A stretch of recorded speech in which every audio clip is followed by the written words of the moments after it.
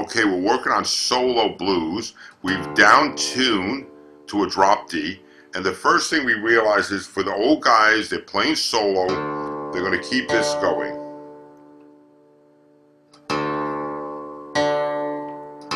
And that will kind of keep the groove going. And we have that motion. Now the next thing, so we're going to hit the low D, and then we get, I pluck the middle D and the A, then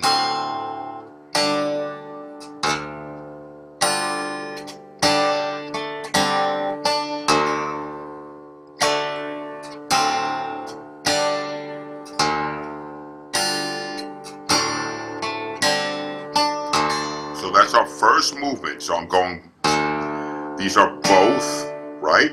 Now I'm going back to the low D, back to the middle, middle, low, A, middle, then you,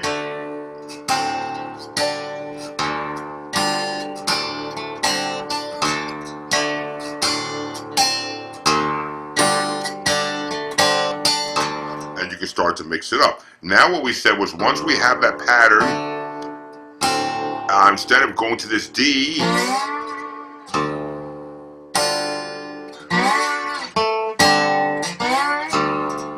and D,